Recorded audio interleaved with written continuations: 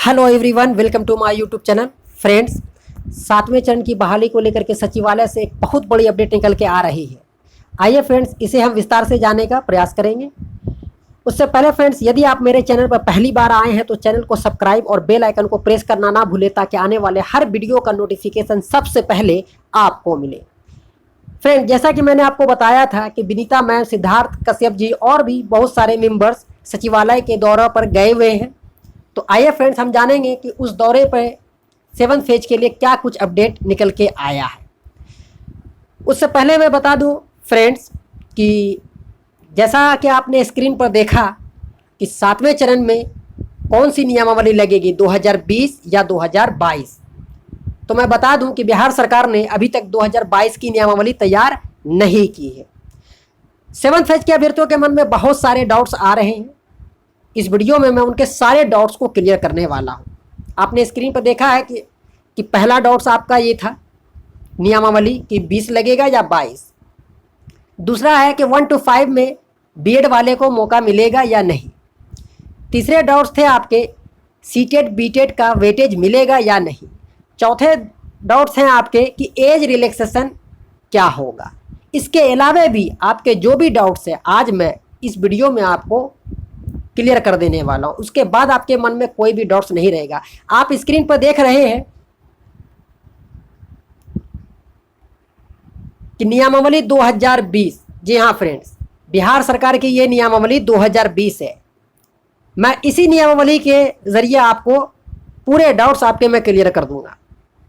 और अभी तक जितने भी आपके दिलो दिमाग में कई सारे यूट्यूबरों ने 2020 की नियमावली को लेकर के दिया है, वो भी मैं आपको आज क्लियर कर दूंगा। तो बने रहे वीडियो में, शुरू से लेकर अंत तक देखना ना भूलें। वीडियो थोड़ी लंबी हो सकती है लेकिन ये वीडियो आपके लिए बहुत काम की होगी। तो फ्रेंड्स, मैं पहले बता दूं आपको कि इससे पहले मैं ऑलरेडी 2020 की नियमावली पर एक वीडियो बना दिया हूं। अगर आपने वो वीडियो नहीं देखा है तो इस वीडियो के डिस्क्रिप्शन में लिंक दे दूंगा, आप वहां से जाकर के वीडियो को देख सकते हैं। फ्रेंड्स, ये बता दूं कि ये नियमावली 18 पेज में है।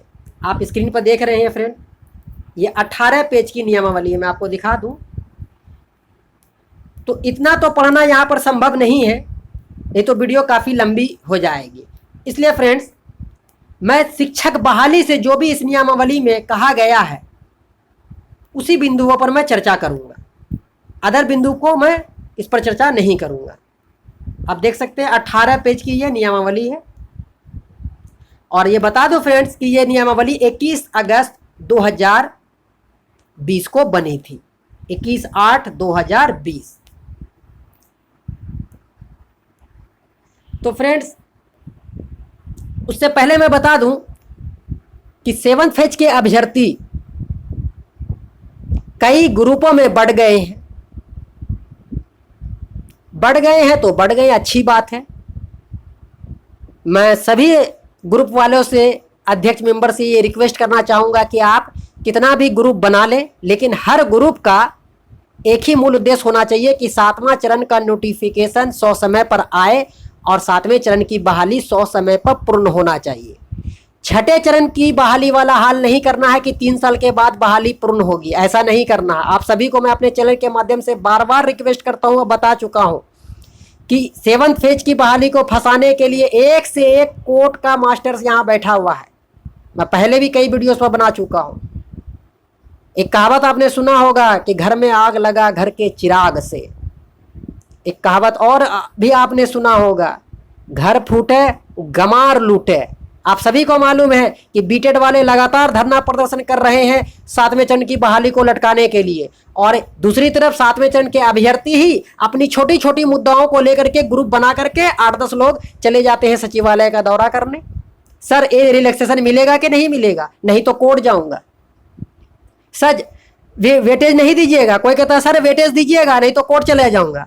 कोई कहता है कि सर 1 to 5 में बीएड वाले को मौका नहीं दीजिएगा, कोई कहता है कि नहीं 1 to 5 वाले को भी बीएड में, इसमें बीएड वाले को मौका दीजिएगा, नहीं तो कोर्ट चला जाऊंगा। अरे भाई, तुम लोग 7वें चरण की बहाली को आने दोगे या सचिवालय के अंदर ही पड़े रहने दोगे? 7वें चरण की बहाली आएगी भी या ऐसे ही सचिवालय के अंदर ही पड़ी रह जाएगी? तुम लोग लटकाओगे क्या? ये क्या कर रहे हो? तुम्हें नहीं मालूम है कि तुमने छठे चरण में तुम्हें वंचित कर दिया गया था? दिसंबर 2019 से तुम लोग तैयारी कर रहे हो इस चरण के लिए, और आज आपस में ही लड़ रहे हो। आपस में लड़ोगे तो गैर फायदा उठाएगा ही, इसका पूरा पूरी लाभ बीटेड वाले उठा लेंगे।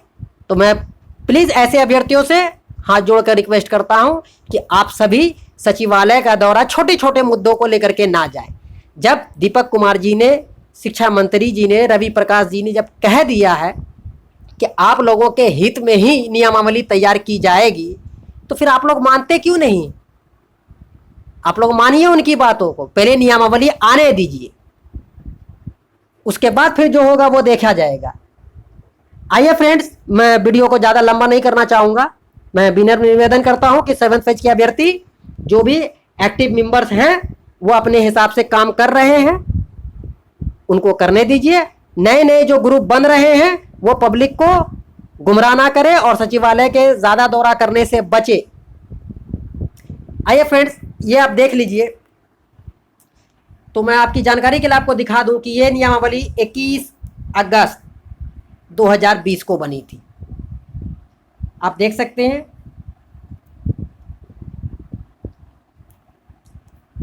तो मैं शॉर्ट में करूंगा, ज़्यादा मैं लॉन्ग नहीं करूंगा, क्योंकि मैं इस पर ऑलरेडी एक वीडियो बना चुका हूं। तो आप देख रहे हैं फ्रेंड्स, बिहार पंचायत प्रारंभिक विद्यालय सेवा नियुक्ति प्रोन्नति स्थानांतरण अनुशासनिक कार्रवाई एवं सेवा शर्त नियमावली 2020। जी हाँ फ्रेंड्स, 2020 की ये नियमावली है बिहार सरकार की। आप देख सकते हैं फ्रेंड्स कि संक्षिप्त नाम, विस्तार एवं प्रारंभ। यह नियमावली बिहार पंचायत प्रारंभिक विद्यालय सेवा नियुक्ति प्रोन्नति स्थानांतरण अनुशासनिक कार्रवाई एवं सेवा शर्त नियमावली 2020 कही जाएगी। इसका विस्तार संपूर्ण बिहार राज्य में होगा। जी हाँ फ्रेंड्स, ये नियमावली पूरे बिहार राज्य में लागू होगी। यह अधिसूचना निर्गत होने की तिथि से प्रभावी होगी। जी हाँ फ्रेंड्स, 21 अगस्त 2020 को ये लागू किया गया था, तो तभी से ये लागू रहेगा। निर्गत किया गया था ये लेटर, तभी से ये लागू हो गया था। अब आप देख सकते हैं फ्रेंड्स, जैसे ये परिभाषाएं में कहा जा रहा है कि किसे क्या कहा जाएगा। सरकार से अभी प्रेरित क्या है, तो उसका अर्थ है क्या है, बिहार सरकार। प्रशासनिक विभाग का अर्थ है कि शिक्षा विभाग। प्राथमिक विद्यालय ये आप जानते ही हैं, मध्य विद्यालय ये सब आप जानते ही हैं। चलिए मैं आगे बढ़ता हूँ। ये सभी के लिए नियमावली बनाई गई है। तो जो शिक्षक भर्ती से ताल्लुक़ है उसी मुद्दों को मैं यहाँ पर उस पर मैं चर्चा करूँगा।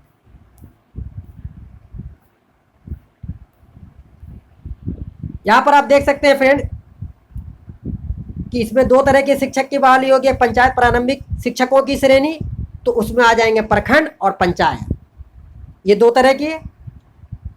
मूल विद्यालय में आप जान ही रहे हैं 1 to 8 तक नियुक्त होने के लिए, और 1 to 5 में। तो प्रखंड में जो होंगे 1 to 8 में, और इसमें जो होंगे पंचायत में 1 to 5 तक नियुक्त होने वाले टीचर। आइए फ्रेंड्स, आगे देख सकते हैं आप कि पंचायत प्रारंभिक शिक्षकों का जो संवर्ग होगा उसमें 3 तरह के टीचर की बहाली होगी।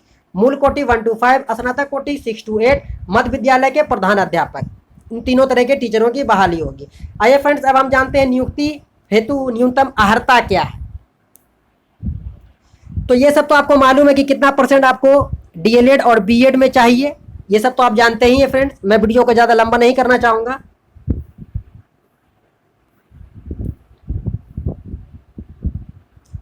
आपके जो सेकंड डाउट्स हैं वो मैं आपको क्लियर कर दूं कि क्या BEd वाले को 1 to 5 में मिलेगा कि नहीं मिलेगा मौका। तो देखते हैं कि 2020 की नियमावली क्या कहती है बिहार सरकार की। आप देख सकते हैं फ्रेंड्स, जिसने NCTE द्वारा मान्यता प्राप्त संस्था से शिक्षा स्नातक की उपाधि प्राप्त की है उस पर कक्षा 1 से 5 तक पढ़ाने के लिए शिक्षक के रूप में नियुक्त हेतु विचार किया जाएगा। किंतु इस प्रकार के शिक्षक के रूप में नियुक्त व्यक्ति को नियुक्ति तिथि से 2 वर्ष के अंदर NCTE द्वारा प्राथमिक शिक्षा में 6 महीने का एक सेतु पाठ्यक्रम ब्रिज कोर्स आवश्यक होगा। जी हाँ फ्रेंड्स, 2020 की नियमावली ये कहती है कि 1 to 5 में BEd वाले को पढ़ाने के लिए 6 महीने का ब्रिज कोर्स करना होगा, जिसे NCTE मान्यता देती है, वहाँ से करना होगा। और इसमें विचार किया जाएगा। इसका मतलब ये है कि हाँ 1 to 5 में भी बीएड वाले अप्लाई कर सकते हैं। तो ये आपके डाउट्स क्लियर हो गए कि अब अगर 7वें चरण में 2020 की अगर नियमावली लगती भी है तो भी बीएड वाले अप्लाई कर सकते हैं। चलिए अब तीसरा डाउट्स पे आते हैं फ्रेंड्स।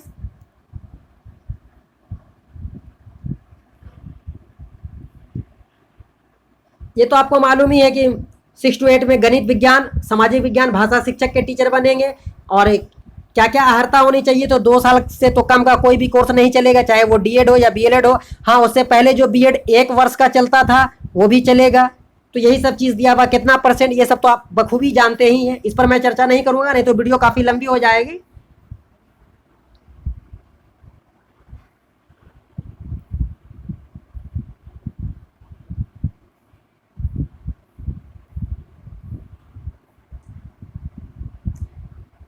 अब मैं बात कर लेता हूँ कि 1 to 5 में जो अप्लाई करेंगे टीचर, वो कौन कौन से सब्जेक्ट में कर सकते हैं। तो आप देख सकते हैं फ्रेंड्स, उर्दू शिक्षक, संस्कृत शिक्षक और बांग्ला के शिक्षक 1 to 5 में अप्लाई कर सकते हैं। 50% कम से कम 50 अंक का उर्दू अगर पढ़ा है बिहार बोर्ड से। इसी तरह नियम दिए गए हैं संस्कृत में कि संस्कृत के विद्यालय से अगर आपने पढ़ाई किया है इंटर में तो आप वहाँ से भर सकते हैं। और बांग्ला के लिए फ्रेंड्स, तो जिन्होंने बांग्ला लैंग्वेज में पढ़ा है इंटर तक वो दे सकते हैं, या किसी मान्यता बांग्ला बोर्ड स्नातक से एवं 5 में जो नियम बताया गया है कि 50 नंबर का कम से कम होना चाहिए। अगर 50 नंबर का आपने संस्कृत, उर्दू या बांग्ला पढ़ा है तो आप 1 to 5 में इन 3 सब्जेक्ट पर आवेदन कर सकते हैं। चलिए फ्रेंड्स और आगे जानते हैं आरक्षण का मुद्दा। बहुत सारे अभ्यर्थी जो आरक्षण को लेकर के चिंतित हैं उनका मैं डाउट्स क्लियर कर देता हूं कि देखिए, इस बहाली के नियम में जो अगर 2020 की नियमावली लगती है तो अभ्यर्थियों को क्या होगा, लाभ होगा या हानि होगा, वो आप क्लियर देख ले फ्रेंड्स। पंचायत शिक्षक की नियुक्ति प्रशासन विभाग बिहार सरकार के द्वारा आरक्षण के लिए अधिसूचित नियमों के अधीन जिला स्तर पर प्रत्येक विषय के लिए तैयार आरक्षण रोस्टर के अनुसार किया जाएगा। जी हाँ, आरक्षण जो मिलेगा, जो जिला स्तर पर रोस्टर तैयार किया जाएगा उसके अनुसार आरक्षण मिल जाएगा। अनुदेशक की नियुक्ति में भी यही नियम, जो अभी आप देख रहे हैं कि 6ठे चरण में फिजिकल एवं स्वास्थ्य अनुदेशक की जो भर्ती चल रही है उसमें भी ये नियम लगेगा। कौन सा, 2020 की नियमावली की बात हो रही है, ध्यान देंगे। साथ ही राज्य सरकार के अधीन प्रोन्नति में सामान्य प्रशासन विभाग के द्वारा लागू आरक्षण का प्रावधान पंचायत समिति अंतर्गत होने वाली प्रोन्नति पर भी प्रभावी होगा। जी हाँ, जो आपको प्रोन्नति दी जाती है उस पर भी ये नियम आरक्षण का लगेगा। तो कहने का मतलब ये है कि जो भी आरक्षण के अभ्यर्थी हैं उन्हें तो आरक्षण जैसा अभी मिलता आया है समान प्रशासन विभाग के द्वारा, वो तो 7वें चरण में भी मिलेगा। आप लोग अपने आरक्षण को लेकर के ज़्यादा चिंतित ना हो, क्योंकि 2020 की नियमावली में साफ साफ ये कहा गया है, तो मिलेगा ही। तो अगर 7वें चरण में 2020 की नियमावली लगती है तो अभ्यर्थियों को कोई प्रॉब्लम ज़्यादा नहीं होने वाला। आइए और आगे हम जानने का प्रयास करते हैं।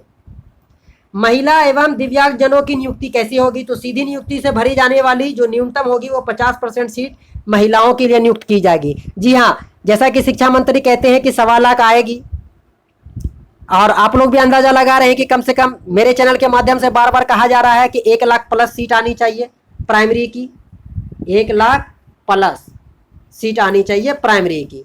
तो 1 लाख सीट आएगी तो 50,000 सीट महिलाओं की हो जाएगी, 50,000 पुरुषों की हो जाएगी, क्योंकि ये नियमावली में साफ साफ दिया हुआ है। दूसरा अगर है फ्रेंड्स, तो आप देख सकते हैं कि पंचायत शिक्षक के प्रत्येक विषय में दिव्यांग जनों के लिए क्षैतिज आरक्षण का वही प्रावधान लागू होगा जो बिहार सरकार समान प्रशासन विभाग की नियमावली अधिसूचना संकल्प के अनुसार निर्धारित किया गया है। तो जी हाँ फ्रेंड्स, तो विकलांग कोटि वाले भाइयों को भी जो भी आरक्षण बिहार सरकार के समान प्रशासन विभाग के द्वारा जो मिलता है वो आरक्षण उनको मिलेगा, दिव्यांग कोटि वाले भाइयों को भी। तो कोई प्रॉब्लम नहीं है, 2020 की नियमावली भी अगर लगती है 7 फेज में तो कोई प्रॉब्लम नहीं है। आगे जानते हैं फ्रेंड, आयु की जो बात करते हैं कि क्या एज रिलैक्सेशन मिलेगा या नहीं मिलेगा, वो अभ्यर्थी देख लें, क्लियर देख लें, मैं जूम कर दिया हूं। नियोजन वर्ष के 1 अगस्त के अभ्यर्थी की न्यूनतम आयु मूल कोटि के शिक्षक पद पर नियुक्ति के लिए 18 वर्ष और स्नातक कोटि के शिक्षक पद के लिए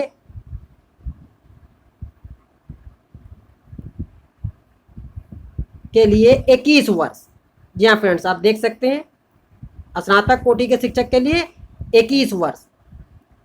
तो न्यूनतम 18 रहेगा 1 to 5 के लिए, और 6 to 8 के लिए 21। एवं आरक्षण कोटि वार अधिकतम आयु सीमा वही होगी। जी हाँ, अधिकतम जो मांगते हैं अभ्यर्थी, जो डिमांड करते रहते हैं आरक्षण को लेके एज के लिए, वही होगी जो राज्य सरकार समान प्रशासन विभाग के द्वारा समय समय पर विहित किया गया है। जी हाँ, जो भी समय समय पर बिहार शिक्षा विभाग के प्रशासन विभाग के तरफ से जो भी दिया गया है वो आपको मिलता रहेगा। ऐसा 2020 की नियमावली में है, आप स्पष्ट कर देख ले, मैं अंडरलाइनिंग कर दिया हूं। छठे चरण में 10 साल का एज रिलैक्सेशन मिला था, तो 7वें चरण में भी मिलेगा, क्योंकि नियमावली 2020 में स्पष्ट कहा गया है। अनुदेशकों के लिए न्यूनतम 21 वर्ष होगी और आरक्षण कोटि अधिकतम आयु सीमा वही होगी जो राज्य सरकार। जी हाँ, यानी ये नियमावली हर तरह की शिक्षक की बहाली में लगने वाली है। जी हाँ, कोई भी शिक्षक की बहाली होगी उसमें 2020 का जो भी नियमावली है वो सभी प्रकार के शिक्षक की भर्ती के लिए वही नियम लागू है।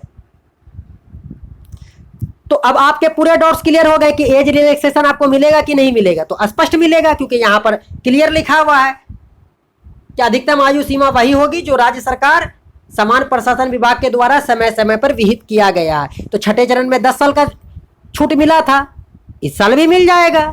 चलिए फ्रेंड्स, और आगे जानने का प्रयास करते हैं। नियुक्ति की प्रक्रिया कैसे होगी, तो आप सभी को मालूम है कि भारत का नागरिक और बिहार राज्य का अस्थायी निवासी होना चाहिए, यानी डोमिसाइल लग गया है। तो ये बातें क्लियर है, ये आप देख सकते हैं यहां भी।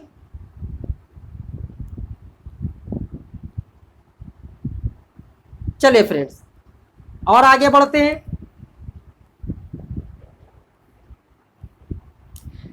मेधा सूची, इसमें दिया गया था कि मेधा सूची जो है वो ऑफलाइन तरीके से होगा, हाथों हाथ जाके, जैसा कि छठे चरण के अभ्यर्थियों ने फॉर्म आवेदन दिया, आप सभी को मालूम है। चलिए, इस पर मैं ज्यादा टाइम बर्बाद नहीं करूंगा, आगे बढ़ता हूं। जो अभ्यर्थी मांग करते हैं कि मेरिट कैसे बनेगा, वो अभ्यर्थी देख लें कि मेरिट कैसे बनेगा। मैट्रिक, इंटर और डीएड बीएड का तीनों का जितना भी आप परसेंटेज लाए हैं उन तीनों को जोड़कर 3 से भाग देने पर जो मेरिट बनेगा बस वही अभ्यर्थी का मेधा अंक होगा। भूतपूर्व सैनिकों की विधवा को 10 अंकों का अतिरिक्त वेटेज दे होगा। तो इससे यह पता चलता है कि 2020 की नियमावली में सीटेट बीटेट का वेटेज नहीं दिया जा रहा है। क्लियर हो गए आपके डाउट्स कि सीटेट बीटेट का वेटेज मिलेगा या नहीं मिलेगा? क्लियर। चलिए आगे बढ़ता हूं। इसी तरह 6 to 8 में भी दिया हुआ है फ्रेंड्स, आप देख सकते हैं कि 6 to 8 में भी स्नातक कोटि के विषय का प्राप्तांक का प्रतिशत और प्रशिक्षण के प्राप्तांक का प्रतिशत दोनों को जोड़ के 2 से भाग देने पर अभ्यर्थी का मेधा अंक होगा। और इसमें भी भूतपूर्व सैनिकों को 10 अंकों का वेटेज दिया जाएगा। इसमें भी सीटेट बीटेट का आपको आरक्षण वेटेज नहीं दिया जाएगा। क्लियर हो गए ये भी आपके डाउट्स? चलिए आगे बढ़ता हूं।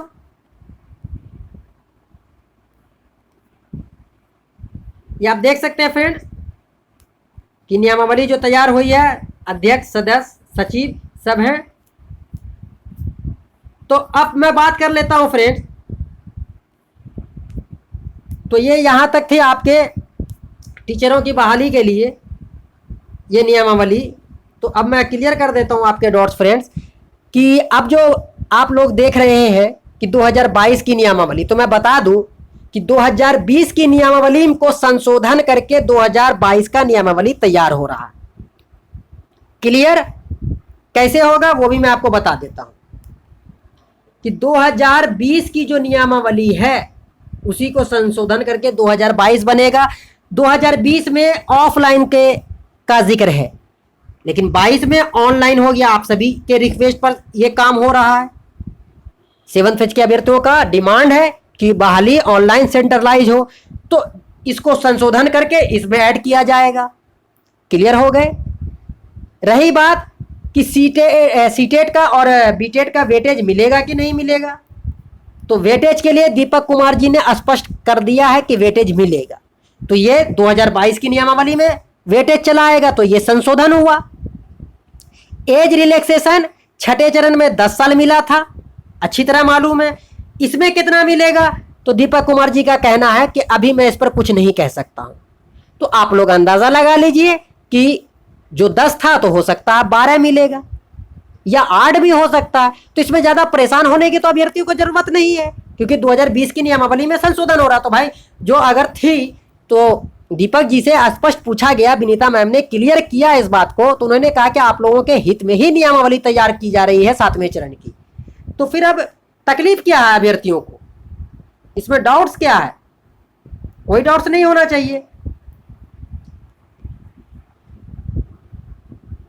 अब 7th फेज में जैसे आप जान रहे हैं कि डोमिसाइल के आप लोगों ने बात किया, तो वो भी संशोधन होकर इसमें आ जाएगा। क्लियर हो गया कि ऑनलाइन होगा, डोमिसाइल होगा, उसके बाद सीटेट का वेटेज भी मिलेगा। हाँ, एक बात स्पष्ट बता दूं कि कई यूट्यूबर जो बताते हैं कि 2020 की अगर नियमावली 7वें चरण में लगती है तो आप सभी को इंटरव्यू देना होगा। तो मैं बता दूं कि बिहार सरकार की जो नियमावली है उसमें इंटरव्यू का कहीं जिक्र नहीं है। 18 पेज का है, मैंने अच्छी तरह पढ़ लिया है। आप लोग भी, मैं एक वीडियो पर ऑलरेडी बना दिया हूं, आप लोग वो वीडियो देख लेंगे। तो मैं यूट्यूबरों से भी रिक्वेस्ट करूंगा कि कृपया आप लोग अफवाहों को ना फैलाएं, अभ्यर्थियों में भ्रम ना पैदा करें। मैं बता दूं कि किसमें कहा गया है 2020 में इंटरव्यू होगा, तो आप इस चीज को अच्छी तरह जानते हैं। एनईपी 2020 और बीईपी 2020, ये बातें आप सभी जानते हैं कि नेशनल एजुकेशन पॉलिसी जो 2020 बना उसमें यह बात का जिक्र है कि हाँ इंटरव्यू होगा। तो वो जो बना, केंद्र सरकार ने जो बनाया, तो वो तमाम राज्यों के लिए बनाया और तमाम चीजों के लिए, खाली टीचरों के लिए नहीं बनाया, बच्चों के लिए भी बनाया गया है। शिक्षा विभाग से तमाम मुद्दों को, सब चीज का शामिल किया गया। पाठ्य पुस्तक का भी जिक्र किया गया, उसमें एनसीटी को भी शामिल किया गया है, उसमें एनसीईआरटी को भी शामिल किया गया। खाली शिक्षक के लिए, भर्ती के लिए नहीं कहा गया, पूरी शिक्षा व्यवस्था की पूरी प्रक्रिया पर उस पर फॉलो किया गया। बात को समझिए, आप सभी शिक्षित हैं, टीचर बनने जा रहे हैं, आपको मालूम है कि शिक्षा जो है वो समवर्ती विषय का सूची है, उसके अंतर्गत आता है। तो समवर्ती विषय सूची के अंतर्गत शिक्षा पर राज्य और केंद्र सरकार दोनों नियम बना सकता है और राज्य सरकार अपने हिसाब से उसमें संशोधन कर सकता है। तो उसी को संशोधन करके बिहार सरकार ने बीईपी 2020 की नियमावली बनाई है। इसी तरह अदर स्टेट में भी 2020 की नियमावली बनी है। तो ये राज्य सरकार को अधिकार है कि वो केंद्र के नियम को बनाए हुए को वो संशोधित कर सकती है। तो वो उन्होंने किया, जो आप देख रहे हैं कि 21 अगस्त को जो बिहार सरकार ने अपनी नियमावली तैयार की है, आप देख सकते हैं। तो किसको सुधार किया? एनईपी को चेंज किया उन्होंने। एनईपी जो 2020 था उस नियमावली को चेंज करके अब आप बीईपी 2020 समझें। एनईपी 2020 अलग है और बीईपी 2020 अलग है। एनईपी में 30:1 का रखा गया है प्रावधान, लेकिन बीईपी में जो है 40:1 का रखा गया, 40 बच्चे पर एक टीचर। ये बिहार सरकार का नियमावली है। और केंद्र ने जो बनाया नेशनल एजुकेशन पॉलिसी में 30 बच्चे पर एक टीचर का प्रावधान है। तो शिक्षा में संशोधन कर सकती है राज्य सरकार। ये सभी आप अभ्यर्थियों को अच्छी तरह भली बात मालूम है। आप सभी शिक्षित हैं, पढ़े लिखे हैं, अब कुछ दिन में आप टीचर बनने वाले हैं, इतना तो आपको अवश्य पता होगा। तो बहुत सारे यूट्यूबर, मैं उनका नाम नहीं बताऊंगा, कि अगर 2020 की नियमावली लगती है तो अभ्यर्थियों को इंटरव्यू देना होगा। अरे ये सब क्या अफवाह फैला रहे हैं? बिहार सरकार ने जो 2020 की नियमावली बनाई है उसमें आप हमें कहीं पर दिखाइए कि हाँ इंटरव्यू लगेगा। वो भी कब? खाली मुंह से ऐसे बोल देते हैं अभ्यर्थियों को भ्रम परेशान करने के लिए, चैनल को चलाने के लिए। तो ये सब चीज बंद कीजिए आप लोग, जो हकीकत है वही बताइए। मेरा चैनल सीटेट एक्सपर्ट हकीकत से आपको रूबरू कराता है, जो हकीकत है मैं वही दिखलाता हूं। आप सभी अच्छी तरह देख लें। और एक वीडियो मैं बनाया हूं ना 2020 की नियमावली बिहार सरकार की, वो वीडियो आप जाकर देख ले, आपको कहीं इंटरव्यू का नामो निशान नहीं मिलेगा। और इसी को संशोधन करके बिहार सरकार 2022 की नियमावली बना रही है, स्पेशल 7वें चरण के लिए, केवल और केवल 7वें चरण के लिए, कि उसमें जो है जैसा कि मैंने पहले बताया कि 2020 में ऑनलाइन का प्रोसेस नहीं था, तो अभ्यर्थियों की मांग थी तो ऑनलाइन किया जा रहा है, डोमिसाइल किया जा रहा है, वेटेज नहीं दिया जा रहा है। लेकिन 2022 जो संशोधन करके बनेगा तो सीटेट बीटेट का वेटेज भी मिलेगा, और 1 to 5 में बीएड वाले को मौका भी मिल रहा, अवश्य मिल रहा, क्लियर मिल रहा। 2020 की भी नियमावली कह रही है और 2022 की भी नियमावली कहेगी।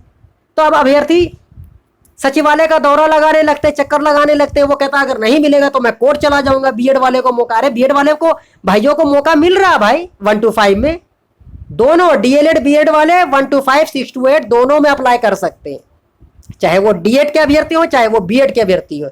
1 to 5 6 to 8 दोनों पर आप लोग आवेदन कर सकते हैं। आप लोग आपस में ना उलझे, आपस में ना लड़े, वरना जैसा कि मैंने पहले कहा मौके का फायदा उठाने वाले बहुत बैठे हुए हैं।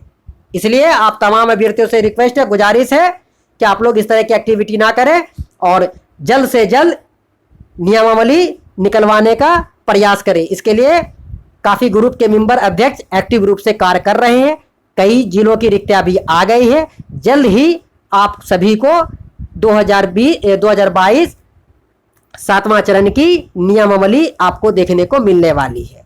तो फ्रेंड्स, ज़्यादा वीडियो लंबी हो जाएगी, इसके लिए मैं वीडियो को यहीं पर समाप्त करना चाहूँगा। इसलिए फ्रेंड, आप सभी से विनम्र निवेदन है कि इस चैनल को सब्सक्राइब करें और बेल आइकन को प्रेस करना ना भूलें, ताकि आने वाले हर वीडियो का नोटिफिकेशन सबसे पहले आपको मिले। फ्रेंड्स, अपोज ही ये वीडियो आपको अच्छा लगा होगा, इसलिए फ्रेंड्स इस वीडियो को लाइक करते हुए ज़्यादा से ज़्यादा शेयर करने का प्रयास करें। आप किसी भी ग्रुप से जुड़े हो, किसी भी ग्रुप के सदस्य हो, उससे कोई फर्क नहीं पड़ता। हम 7th फेज के अभ्यर्थी एक थे, एक हैं और हमेशा एक रहेंगे। हम सभी का यही उद्देश्य है, 7th फेज की बहाली को 100 समय प्रारंभ करना और 100 समय पूर्ण करना। इसी के साथ ही मैं अपनी वीडियो को यहाँ पर एंड करता हूँ फ्रेंड्स। तो मिलते हैं फ्रेंड्स नेक्स्ट वीडियो में। इस वीडियो को देखने के लिए आप सभी का तहे दिल से धन्यवाद।